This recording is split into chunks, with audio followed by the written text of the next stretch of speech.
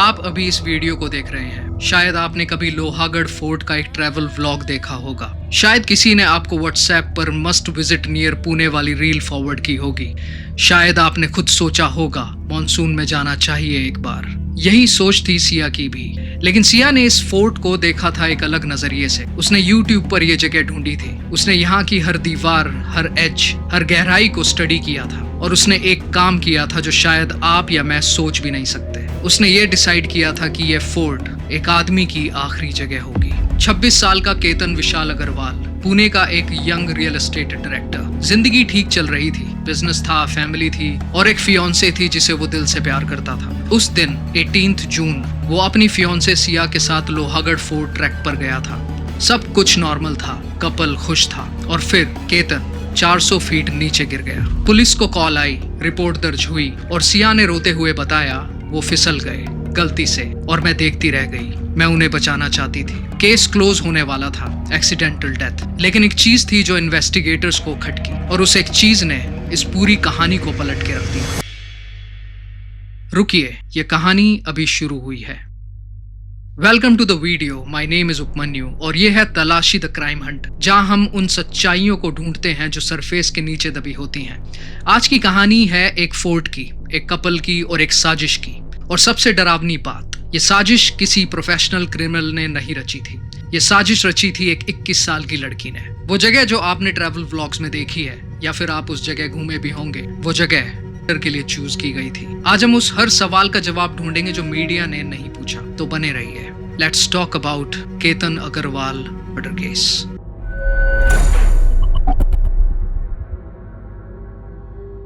पहले मिलते हैं केतन से। केतन विशाल अग्रवाल, 26 साल, पुणे का रहने वाला, फैमिली का रियल एस्टेट बिजनेस। केतन एक बहुत ही सहज, इनोसेंट और जल्दी विश्वास करने वाला लड़का था। बहुत ही आइडियलिस्टिक और रिस्पॉन्सिबल बेटा भी था। जिंदगी कंफर्टेबल थी और एक चीज और थी केतन में, वो एज ही वॉज था। मतलब वो कुछ भी छुपाता नहीं था। वो जैसा था वैसे ही लोगों के सामने अपने आप को प्रेजेंट करता था। उसकी बोली में हल्की सी स्टैमरिंग थी। वो हेयर पीस भी पहनता था, पार्शियल बॉल्डनेस कवर करने के लिए। ये कोई सीक्रेट नहीं था। एंगेजमेंट से पहले ये बात दोनों फैमिलीज को बता दी गई थी, फुली डिस्क्लोज्ड। केतन को कोई शर्म नहीं थी खुद से, वो बस केतन था। और अब मिलते हैं सिया से। सिया गोयल, 21 साल, एंगेजमेंट हो चुकी थी, वेडिंग की प्लानिंग चल रही थी, बाली में हनीमून पे जाने की बात हो रही थी। बाहर से देखो तो परफेक्ट कपल, लेकिन पुलिस के अनुसार सिया के मन में केतन के लिए कुछ और था। इन्वेस्टिगेटर्स को उसने बताया कि उसे केतन से नफरत थी। और वो नफरत क्यों थी? इसीलिए कि केतन की बोलने में स्टैमरिंग थी और इसीलिए कि वो हेयर पीस पहनते थे। बस यही था। दो चीजें जो किसी इंसान की पहचान नहीं होती, जो उसकी वैल्यू डिफाइन नहीं करती, जो उसके कैरेक्टर का हिस्सा नहीं होती।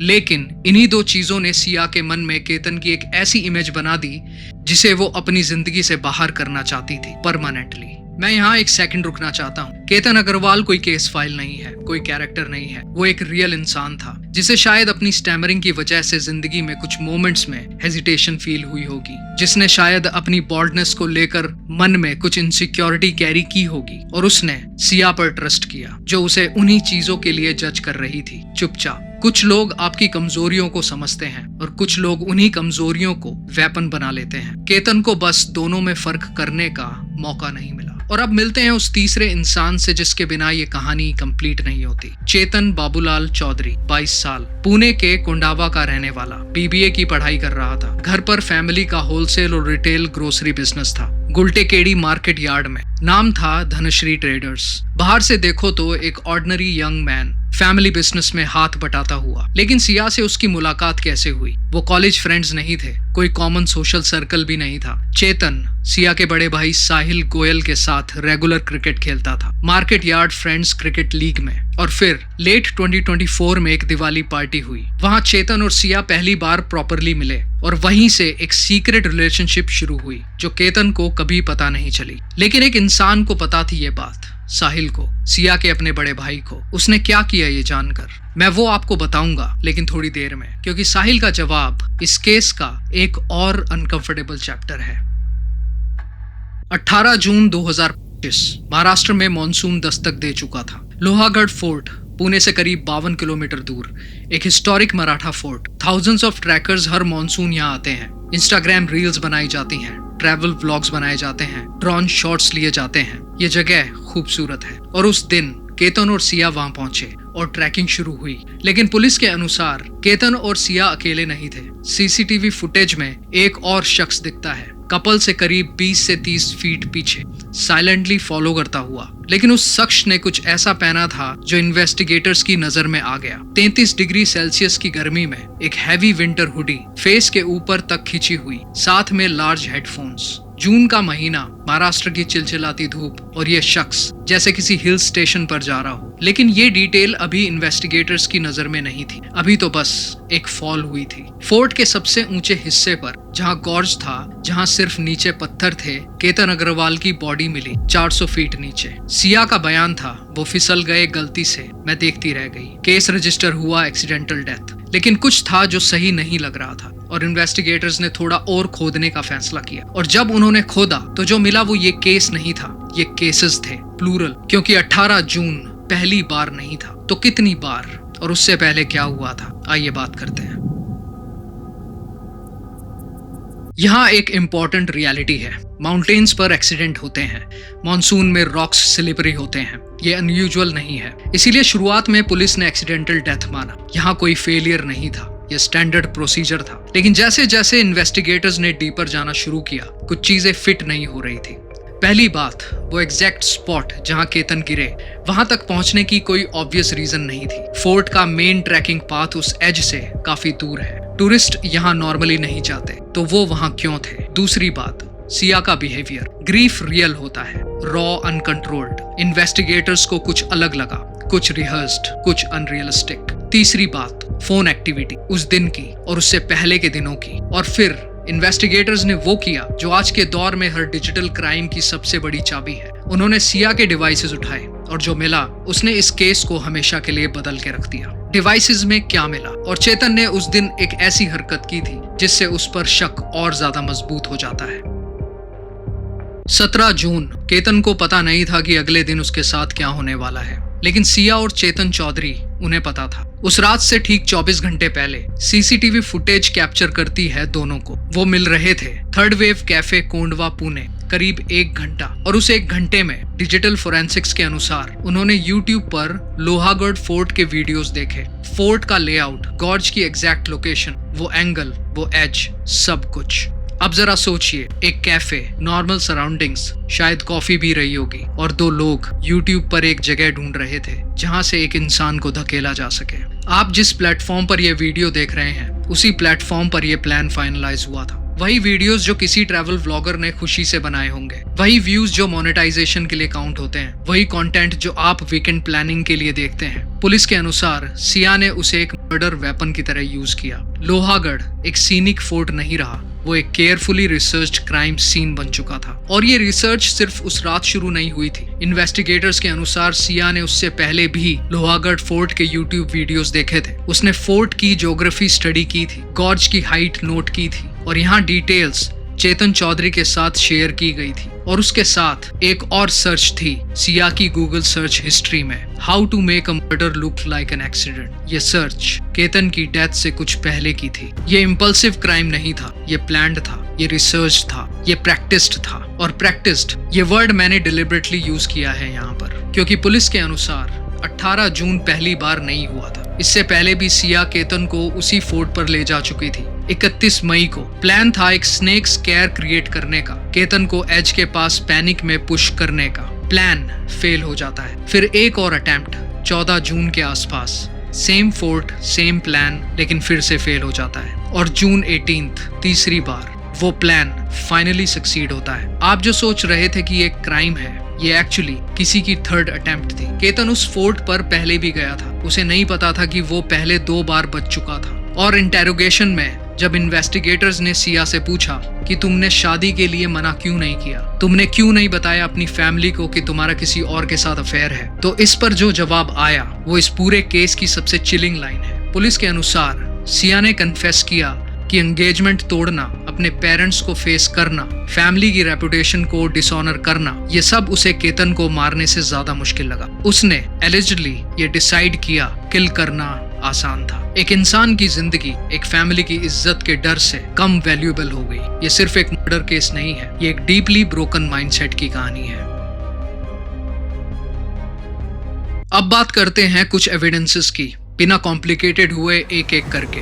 एविडेंस नंबर 1, फोर्ड के टिकट काउंटर पर सीसीटीवी कैमरास लगे थे। फुटेज में एक शख्स दिखा, केतन और सिया के पीछे पीछे चल रहा था। लेकिन इन्वेस्टिगेटर्स की नजर उस पर क्यों पड़ी? क्योंकि उसने 33 डिग्री सेल्सियस की गर्मी में हैवी विंटर हुडी पहनी थी, फेस के ऊपर तक खींची हुई। जून का महीना, महाराष्ट्र, फुल समर, और ये शख्स जैसे किसी ठंडे पहाड़ पर जा रहा हो। इन्वेस्टिगेटर्स ने इस फैशन अनोमली को फ्लैग किया। फुटेज जूम हुई, बिल्ट मैच हुई, सोशल मीडिया प्रोफाइल कंपेयर हुई, और वो शख्स चेतन चौधरी निकला। एक मर्डर प्लॉट जो महीनों की प्लानिंग से तैयार हुआ था, वो शायद एक रॉन्ग आउटफिट चॉइस की वजह से एक्सपोज हुआ। 33 डिग्री में हुडी। कभी कभी सबसे बड़े प्लान्स सबसे छोटी गलतियों से टूट जाते हैं। अब एविडेंस नंबर 2, चेतन सिर्फ फोर्ट पर मौजूद नहीं था, उसने अपना अलीबी भी प्लान किया था। जिन लोगों को अलीबी पता नहीं है, मैं बता दूं कि अलीबी एक स्टेटमेंट होती है जो एक्यूज्ड पुलिस को देता है, ये बताने के लिए कि उसका क्राइम सीन से कोई लेना देना नहीं है, यानी कि वो उस वक्त जहां पर क्राइम हुआ है वहां पर मौजूद नहीं था।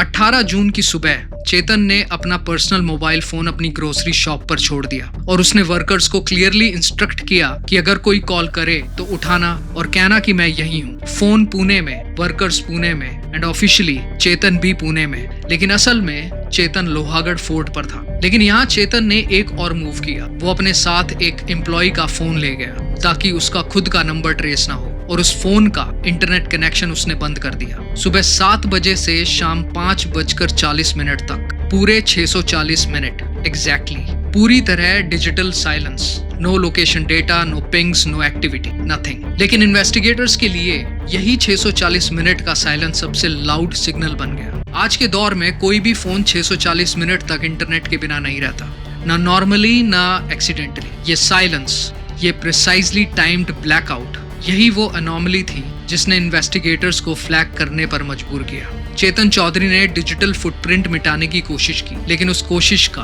खुद एक फुटप्रिंट बन गया। अब बात करते हैं एविडेंस नंबर 4, सिया की गूगल सर्च हिस्ट्री। सिया के डिवाइसेस पर इन्वेस्टिगेटर्स को मिला लोहागढ़ फोर्ट की ज्योग्राफी और गॉर्ज डिटेल्स। उसने YouTube पर किसी को धक्का देकर गिरने से हुई मौत के बारे में भी काफी कुछ सर्च किया था। केतन की डेथ से कुछ दिन पहले ये डिजिटल फुटप्रिंट डिलीट नहीं हुआ था क्योंकि सिया अपनी गूगल सर्च हिस्ट्री डिलीट करना भूल गई थी। और अब बात करते हैं उन 2000 कॉल्स की। पुलिस के अनुसार सिया और चेतन के बीच फोरेंसिक कॉल एनालिसिस में पाया गया 2000 से भी ज्यादा कॉल्स, करीब 248 घंटे की बातें सिर्फ 6 महीने में। ये सिर्फ फ्रेंडशिप नहीं है, ये प्रॉपर कोऑर्डिनेशन है, ये प्रॉपर प्लानिंग है। और अब आखिरी एविडेंसेस, इंस्टाग्राम ट्रिब्यूट्स और द स्टोलन पासपोर्ट। केतन की डेथ के बाद सिया ने सोशल मीडिया पर इमोशनल पोस्ट डाले, grief, tribute, heartbreak. Police का कहना था कि यह नैरेटिव रीइंफोर्स करने की कोशिश है। सिया ये बताना चाहती थी कि वो ट्रॉमा में है और वो क्रिमिनल नहीं हो सकती। अब बात करते हैं द स्टोलन पासपोर्ट की।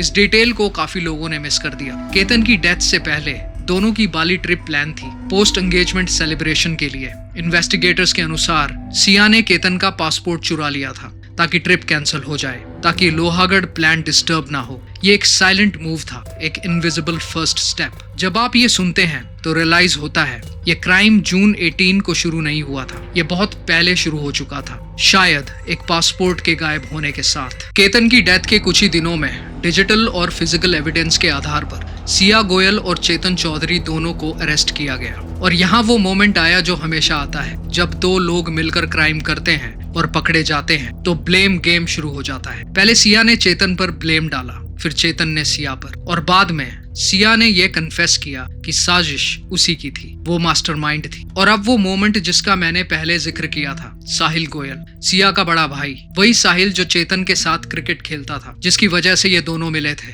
पुलिस ने साहिल से 10 घंटे की इंटेरोगेशन की और उसमें साहिल ने एडमिट किया कि उसे महीनों से पता था कि सिया और चेतन के बीच रिलेशनशिप है। उसने सिया को समझाया भी था, उसने कहा था ये एंगेजमेंट हाई प्रोफाइल है, केतन के साथ फ्यूचर है, इस रिलेशनशिप को खत्म करो। लेकिन सिया ने नहीं माना। तो अब एक सवाल उठता है, साहिल को पता था, उसने रोकने की कोशिश की, लेकिन क्या उसने किसी और को बताया? क्या उसने अपनी फैमिली को बताया? या फिर क्या उसने केतन की फैमिली को बताने की कोशिश की? ये सवाल अभी इन्वेस्टिगेशन का हिस्सा है। लेकिन एक बात क्लियर है, अगर किसी एक इंसान ने भी एक कदम आगे बढ़कर केतन को वार्न किया होता तो शायद ये स्टोरी अलग होती। और केतन के पिता विशाल अग्रवाल, उन्होंने एक एलिगेशन लगाया जो अभी अनकंफर्म्ड है, लेकिन जो अगर सच साबित हुआ तो ये केस फंडामेंटली बदल जाएगा। उनका कहना है कि सिया के पेरेंट्स, भाई और एक आंटी, सभी को इस प्लान की जानकारी थी। और अगर ये सच है तो ये लव ट्रायंगल मर्डर नहीं रहेगा, ये एक फैमिली कॉन्स्पिरेसी में बदल जाएगा। हर ट्रू क्राइम केस में कुछ ऐसे सवाल होते हैं जिनका जवाब कोर्ट में भी नहीं मिलता। ये केस अभी शुरू हुआ है, लेकिन ऑलरेडी कुछ गैप्स हैं जो मुझे पर्सनली बहुत डिस्टर्ब करते हैं। जैसे कि क्या केतन को कभी कुछ ऑड लगा? वो 2 बार उसी फोर्ट पर गया था, क्या कभी उसे कुछ अजीब लगा? क्या उसने किसी को बताया? क्या कोई वार्निंग साइन था जो किसी ने नोटिस नहीं किया? ये सोचने की बात है। अब एक और सवाल, साहिल की लीगल रिस्पॉन्सिबिलिटी क्या थी? उसे पता था, उसने रोकने की कोशिश की, लेकिन क्या ये काफी था? क्या उसकी कोई लीगल या मॉरल रिस्पॉन्सिबिलिटी नहीं थी कि वो एटलीस्ट अपनी फैमिली मेंबर्स को ये बताए कि क्या चल रहा है? ये ग्रे एरिया है जो बहुत अनकंफर्टेबल है। और अब अगला सवाल, डिजिटल एविडेंस कोर्ट में कितना होल्ड करेगा? इंडिया में डिजिटल फोरेंसिक्स रिलेटिवली नई फील्ड है। Defence lawyers Google search history को कॉन्टेक्स्ट के बिना चैलेंज कर सकते हैं। How to make a murder look like an accident? क्या ये सर्च प्रूफ है क्रिमिनल इंटेंट का? डिफेंस इस बात को लेकर आर्ग्यू कर सकता है। वो इसे क्रिमिनल इंटेंट की जगह क्यूरोसिटी भी बता सकता है, और इसे कोर्ट में प्रूव करना बहुत मुश्किल होगा। कोर्ट में ये बैटल डेफिनेटली इंटरेस्टिंग होगी। और अब आखिरी सवाल, फैमिली कॉम्प्लिसिटी कितनी गहरी थी? केतन के पिता का एलिगेशन है, लेकिन उसका प्रूफ क्या है? अगर ये साबित नहीं हुआ तो एक बहुत बड़ा अनआंसर्ड क्वेश्चन रह जाएगा इस केस में। ये सवाल मैं आपको इसलिए नहीं बता रहा हूँ कि आप खुद जज बने, मैं इसलिए बता रहा हूँ क्योंकि सच्चाई, असली सच्चाई हमेशा सबसे ज्यादा अनकंफर्टेबल क्वेश्चंस में ही छुपी होती है। मैं आपसे ऑनेस्टली बात करना चाहता हूँ। ये केस जब मैंने इसे पढ़ा, मैं सिर्फ शॉक नहीं हुआ, मुझे डर लगा। केतन अग्रवाल 26 साल का एक इनोसेंट और रिस्पॉन्सिबल लड़का था। उसने जिसे ट्रस्ट किया था वो उसकी होने वाली वाइफ थी। उसने जिस जगह जाने का प्लान बनाया था वो एक वीकेंड ट्रिप थी। उस दिन जो हुआ उसे एक्सीडेंट कहकर बंद किया जा सकता था, और अगर इन्वेस्टिगेटर्स थोड़ा सा और ढीले होते तो शायद बंद हो भी जाता। यहाँ एक बात है जो मैं आपसे कहना चाहता हूँ, नॉट एज अ जज but as someone who thinks about these stories deeply. Ketan ने कोई बड़ी गलती नहीं की, उसने बस वही किया जो हम सब करते हैं, उसने ट्रस्ट किया, लेकिन ब्लाइंड ट्रस्ट। जब हम किसी के साथ पूरी जिंदगी बिताने का फैसला करते हैं तो सिर्फ उनका चेहरा देखकर, सिर्फ उनकी बातें सुनकर, सिर्फ उनकी प्रेजेंस में कंफर्टेबल फील करके, बिलीव मी, ये काफी नहीं होता। एक इंसान को समझने में वक्त लगता है, उनके एक्शंस देखने होते हैं, उन्हें एनालाइज करना होता है, उनकी प्रायोरिटीज समझनी होती हैं, उनकी लाइफ में दूसरे लोग कौन हैं उन्हें जानना भी बहुत जरूरी होता है। केतन को नहीं पता था कि सिया की एक और दुनिया भी है, एक ऐसी दुनिया जो उससे पूरी तरह छुपी थी, और यही इग्नोरेंस, यही सब ठीक है वाला अजम्पशन उसकी जान ले गया। तो अगर आप किसी के साथ अपना फ्यूचर देख रहे हैं या देखने का प्लान कर रहे हैं तो प्लीज उस इंसान को वक्त दीजिए। और ये किसी जेंडर से रिलेटेड नहीं है, ये लड़का और लड़की दोनों के लिए है। आप उन्हें जानिए, जेन्युइनली जानिए, और उन पर ट्रस्ट भी कीजिए, लेकिन आंखें खोलकर। लोहागढ़ फोर्ट अभी भी खड़ा है, थाउजेंड्स ऑफ पीपल अभी भी वहां आएंगे मॉनसून में, फोटोज के लिए, मेमोरीज के लिए। लेकिन शायद अब वो थोड़ा अलग फील होगा। कुछ जगहें वैसी नहीं रहती जब आपको पता चलता है कि वहाँ क्या हुआ था। ये था तलाशी द क्राइम हंट का आज का एपिसोड। लोहागढ़ फोर्ट, केतन अग्रवाल, एक साजिश जो यूट्यूब वीडियो से शुरू हुई, और एक कन्फेशन जो शायद इस केस की सबसे बड़ी डार्क लाइन बन गई। किसी को मारना आसान था, शादी तोड़ने से ज्यादा। अगर आपने पूरा वीडियो देखा तो कमेंट में लिखिए जस्टिस फॉर केतन, बस इतना, मुझे पता चल जाएगा कि आप अंत तक रहे। और अगर आपको लगता है कि ये केस, ये स्टोरी किसी को बतानी चाहिए तो इस वीडियो को शेयर कीजिए, सिर्फ व्यूज के लिए नहीं, इसीलिए कि केतन की स्टोरी सुनी जानी चाहिए। सब्सक्राइब करिए अगर आप चाहते हैं कि ऐसी स्टोरीज आप तक पहुंचती रहे। मेरा नाम है उपमन्यु और ये है तलाश उस सच की जो सरफेस के नीचे है। मिलते हैं अगली बार।